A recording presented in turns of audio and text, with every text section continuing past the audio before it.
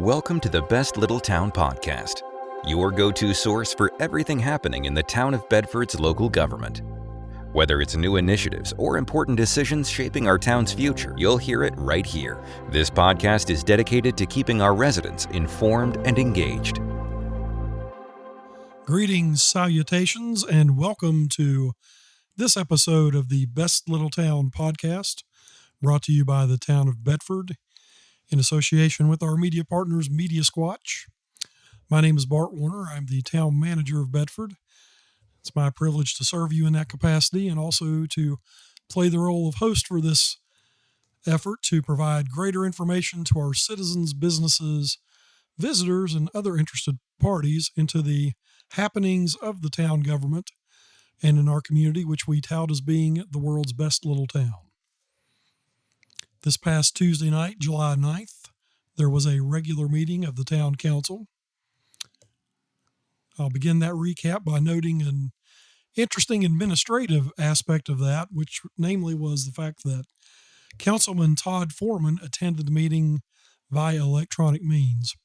Todd was out of town as part of his work-related duties, but did fulfill his obligations to the community in his role as councilman by calling in and participating by video.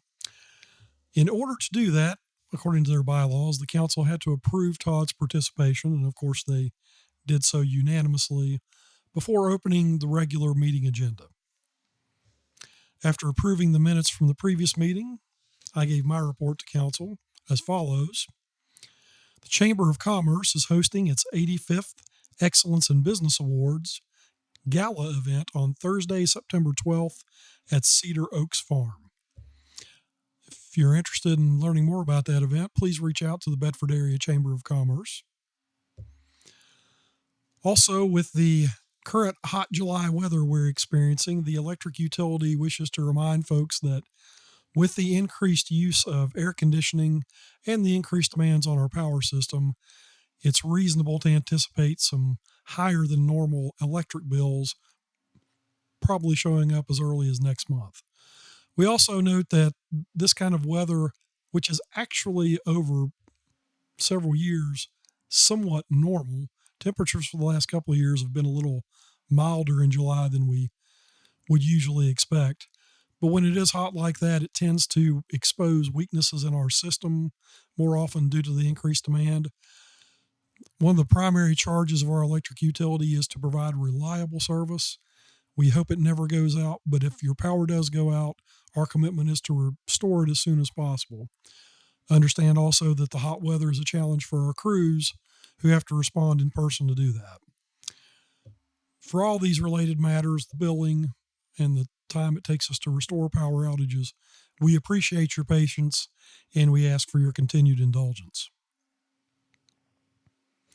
St. John's Episcopal Church and the Bedford Presbyterian Church are partnering to offer an outreach ministry entitled Fresh Start Shower and Suds.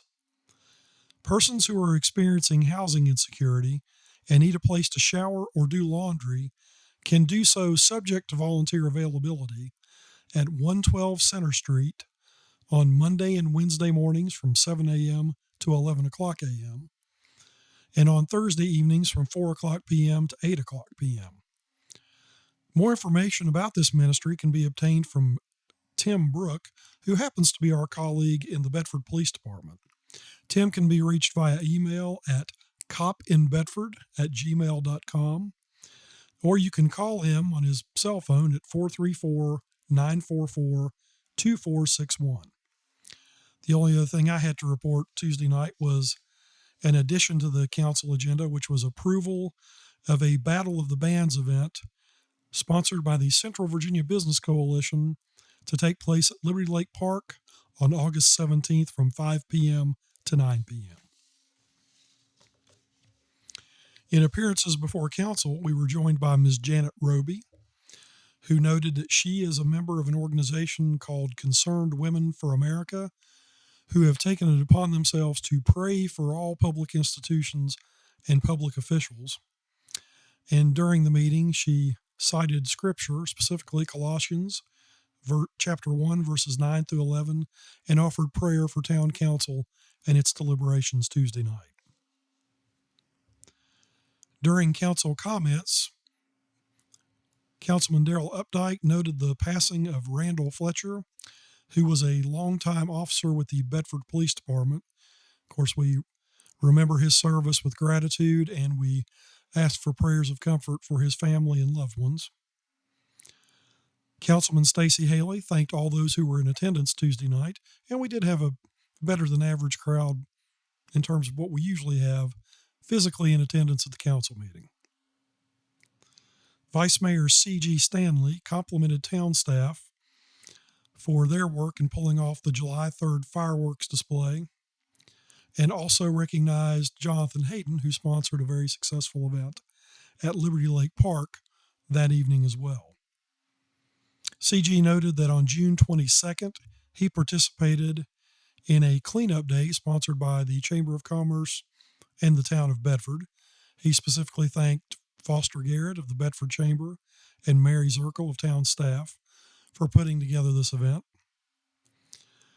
CG noted that he worked alongside Councilman Foreman, Councilman Updike, and also Mr. Dwight Evans, who is a candidate for council this November as part of the cleanup effort. He noted that he appreciated the others who were involved as well, and noted that it might be time to revive the activities of the Keep Bedford Beautiful Commission based on those observations. Councilman Todd Foreman likewise thanked those who were in attendance. Mayor Tim Black had several items of note Tuesday night. He also complimented the police department, the public works department, and all staff involved with the fireworks display on July 3rd, as well as extending compliments to Jonathan Hayden, otherwise known as DJ Showtime, for the event in Liberty Lake Park. Tim noted that on Monday night he will be attending a neighborhood meeting at Longwood Avenue, which is targeted for neighbors of that particular street, to discuss speeding and traffic behavior issues along that particular corridor. And with that in mind, Tim reminded citizens to keep their speed and the posted speed limits in mind as they travel around town. Mayor Black also recognized Reverend Henry Henderson of Washington Street Baptist Church for 55 consecutive years of service to that congregation and his commitment to the community. Moving forward with the business items of council that were addressed on July 9th, the first item was the Battle of the Bands special event permit request brought to us by the Central Virginia Business Coalition. That permit was unanimously approved by a vote of 5 members present, 2 members absent. Again, that event will take place on August 17th from 5 o'clock p.m. to 9 o'clock p.m. at Liberty Lake Park.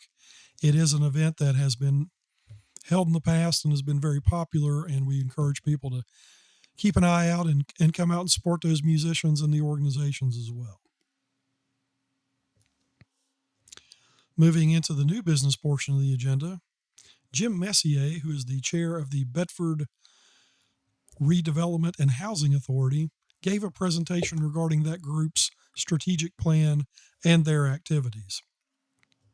As their name implies, that group is tasked primarily with keeping an eye on the quality of structures and housing, particularly in Bedford, and making sure that things are conducted at an adequate level, and that where there may be areas in which folks need assistance, they can provide that assistance. That group in particular has been administering a community development block grant program for the past few years in the Hilltop neighborhood, which is roughly around South Bridge Street and King Street. Phase 1 of that project involved the improvement of 11 homes in the neighborhood. They have recently undertaken Phase 2, which is rehabilitation of another 9 homes, and are pursuing a third phase, which would expand rehabilitation efforts into the Centertown area. Again, that is through the Community Development Block Grant, or CDBG program, which is a federal level grant program administered by the Virginia Department of Housing and Community Development. In addition, they offer grants to homeowners for improvements to meet code requirement regulations in areas where folks may need some assistance or further mitigation. They have also recently acquired 2 lots on South Street, which they intend to look at redevelopment on their own, perhaps construction of affordable housing or marketing those lots for that purpose. The next item on the council agenda was review of a request for proposals document related to the electric rates charged by the town's electric utility. In addition to looking at the rates we charge and comparing those to the neighboring utilities, council also is looking to obtain the services of a third-party consultant to evaluate our services and the manner in which those are provided.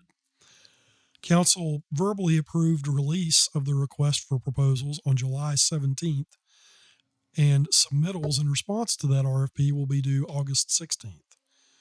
Council, in their discussions, decided to appoint a committee to include Electric Director John Wagner, Finance Director Ann Cantrell, and 1 or 2 members of council to be the selection committee to evaluate the firms that respond to the RFP. The next item of new business related to the town's policy regarding utility service procedures and terms and conditions of services related to our electric operation. There are specific policies which govern the manner in which accounts are set up, in which we read meters, and in which we provide services to our electric customers. The current document was adopted back in 1996. I want to recognize the efforts of Finance Director Ann Cantrell and our Electric Director John Wagner in recognizing the need to revisit those. Council had significant discussion about that document. The document itself is 18 pages long. There were a few changes that were noted that need to be considered. That will be brought back before council at a future date for formal action and approval.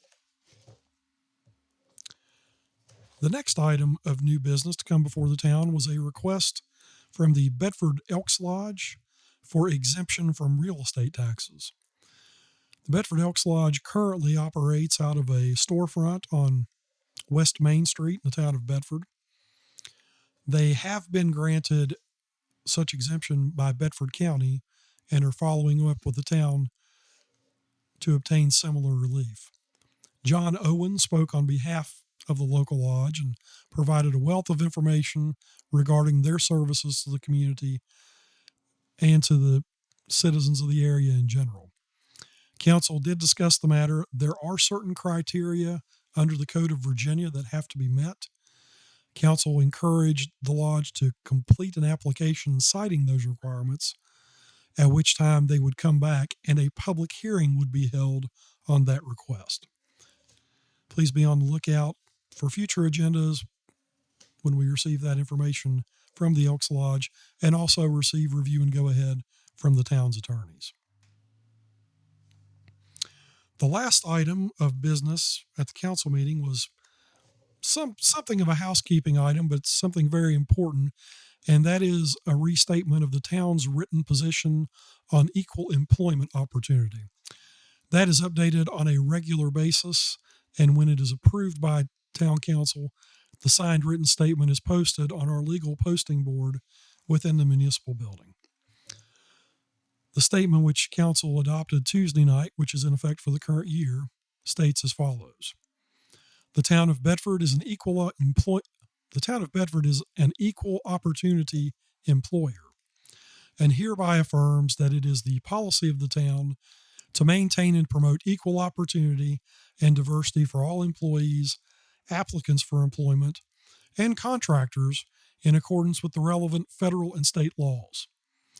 The town will not discriminate on the basis of race, religion, color, national origin, sex, age, disability, marital status, veteran status, sexual orientation, ancestry, or citizenship status. In support of a diverse workforce, decisions as to hiring, promotion, and other aspects of the employment relationship will be based solely upon job-related qualifications. The town will not tolerate any kind of harassment of employees or retaliation against an employee who brings a complaint forward. Allegations of harassment will be taken seriously, promptly investigated, and appropriate action taken depending on the severity of the situation.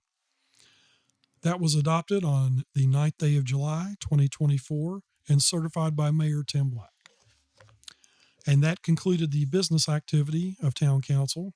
As a reminder, our council meets the second and fourth Tuesdays of every month at the council chamber, which is located in the upstairs portion of the municipal building at 215 East Main Street. Those meetings begin at 7 o'clock p.m. on those second and fourth Tuesdays each month. We are always glad to have folks come attend in person and speak to us in person. But if you're not able to do so, we also provide streaming service through Media Squatch, and we do post those recorded meetings on our YouTube site as well. As always, we encourage your direct participation and your questions and suggestions. If there's something on your mind at any time regarding the workings of town government, I'd like to hear from you personally. Again, my name is Bart Warner. I can be reached by email at bwarner@bedfordva.gov, or you can dial the main number at Town Hall at 540-587-6001. Again, we're always glad to receive any input we can because we are committed to doing our share in making this the best community possible. We thank you for your contribution to that. And if we're not truly the world's best little town, we certainly hope we're on the path to claiming that status. Till the next time, when I hope you can join me, I thank you very much for your attention, and I look forward to seeing you in the community and meeting with you again in this meeting.